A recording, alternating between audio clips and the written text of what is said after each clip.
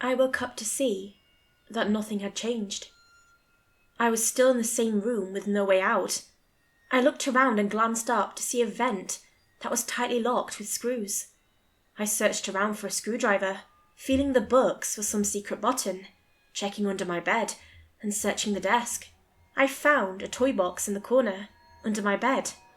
Oddly, I found this strange, as I was almost an adult, and I thought myself a bit old to be playing with such things. I looked inside and found many useless toys, such as action figures and small cars. At the bottom of the toy box, I found a toy screwdriver. "Perfect," I whispered under my breath. I went to the vent and unhinged the vent cover rather easily. It felt a bit strange that escaping would be so easy, but I assumed that they underestimated me. I quickly got into the vent shaft and began moving as slowly as possible to not make any noise. I made it to an intersection that led off in two directions, left and right. I chose left and began making my way through the vents again, when suddenly I heard a screech below me. I looked into a crack in the vents and saw a large creature being experimented on. It was a dark red colour and had no head but a large mouth where its stomach should be. It had two large fangs that reminded me of those giant spiders, and other than that, it had a humanoid shape. I assumed it was about 5 feet tall, but it was also pretty wide. I continued through the vents as I tried to ignore its screeching. I made my way to a dead end that had a hatch which led down into a room that seemed empty. I felt uneasy, but pressed on and dropped down, to see 5 armed guards pointing rifles at me. "Wait! Don't shoot!" I shouted instinctively. I watched as they moved out of the way, as a scientist made her way towards me, looking around as if she was some kind of health inspector. My, this place is really bland. I might have to issue a makeover for some of these rooms," the scientist said, annoyed. "Did you plan this?" I said, now even more confused. "Well, obviously. Why would we leave any tool that is useful inside a room with a kid? Otherwise, despite your ignorance of the obvious, you passed," she stated, faking excitement. "I passed what?" I asked. "Well, the director and I don't like sending such young helpers on potentially dangerous missions. We made an exception after seeing you survive all those cryptids in Briston Forest, but we had to test you to make sure you were ready," she stated in a matter-of-fact tone. "Your father insisted that he brought you along instead of sending you to an orphanage, and that ultimately led to his demise. I'd reckon you don't make the same mistake," she finished. I tried to comprehend everything that was happening, but she just kept talking. I eventually tuned her out. "As you already know, so you will be assigned for guard duty for the next. As your second test, your schedule is... Oh, and make sure not to open any... And don't forget to read the rules," she rambled, as I tried my best to tune her out. Wait. You're making me do some work for you without pay. Isn't that illegal or something?" I asked cautiously. "You will be getting paid about $200 every day as long as you follow the schedule and don't break any rules," she stated, annoyed that I asked. "Wait, what am I even guarding?" I asked curiously. She sighed before speaking. "Cryptids, those monsters that people don't have evidence on. Some are real, but most are fake.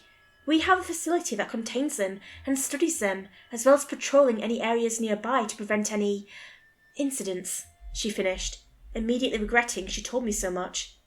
"You are to stay in your room for the rest of the day, and your job starts tomorrow," she stated, and began to leave. "Wait," I said, but she was already gone.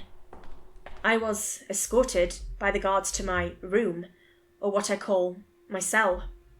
They forcefully pushed me inside and locked the door. I was trapped. Again. I spent hours just lying on my new bed, growing more bored as the seconds passed. I was going stir crazy when the light in my room started flashing red. The door to my cell unlocked, and I quickly ran out to see researchers running away from something in the distance. I could hear gunfire, and I was able to catch a glimpse of whatever was causing the commotion. It was the cryptid I saw earlier.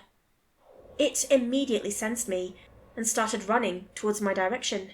I screamed and ran in the opposite direction. I managed to distance myself and ran into a room, barricading the door, and immediately inspected where I was. I saw a giant glass frame that blocked me off from some creature in the corner of the room. "Hello?" I asked, slightly shaking from the stress of the situation. "What do you want from me?" it asked in a deep voice. You can talk?" I asked, clearly shocked. It turned around to face me, and what I saw shocked me. The cryptid was around 7 feet tall and resembled a bear, but was a bit different. It had a large mouth with gaping teeth, and it had 4 eyes that looked at my very soul. Its fur was a dark grey, and it had horns on its head. It walked towards me, and I could see its razor-like claws, almost 6 inches long. "You do not resemble the scientists. Who are you?" it asked, confused. "I'm Travis. I was taken here. I don't really work here. Yet," I said, and continued. "What about you? What is your name?" I asked. I do not have a name," it said. "Maybe we can come up with one for you. Any suggestions?" I asked, trying to be friendly. "I always liked the name Darius," it said. "All right, Darius, tell me about yourself," I said, trying to make conversation with him. Darius looked at me and sighed. "I was captured about a month ago. I was being hunted by a group of humans when I was shocked with a large amount of electricity and incapacitated. I was quickly swarmed by the humans and sent here. Ever since, they asked me tiresome questions and poked and prodded at me. I do not wish to be here," he said solemnly. "My father had been working for this place, and we were both being stalked by some shadows that were giant spiders. I called for help, but I don't think that my father—" I trailed off, a knot tying in my stomach, as I heard a familiar screech as the door and barricade was slammed forward. I was blasted back by the door that was thrust in my direction, and I smashed into the glass, shattering it at a tremendous force. I banged against the wall and fought not to block out.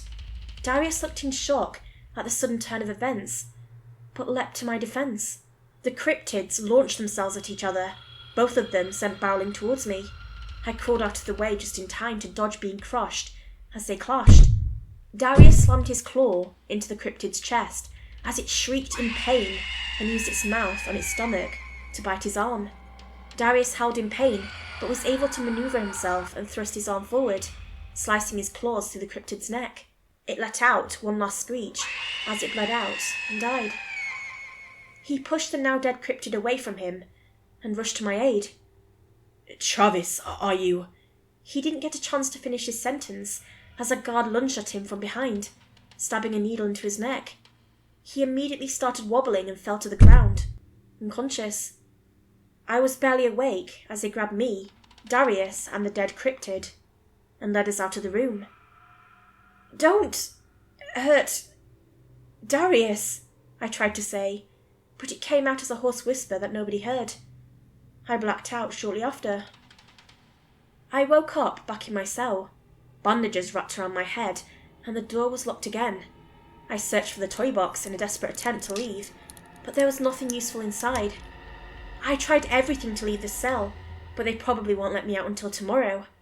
It took me 10 minutes to make a friend, and only 1 minute to lose him. I'm recording this as an update to my situation. I'll stay in contact with you all and keep you updated as much as I can. I just hope that Darius is okay.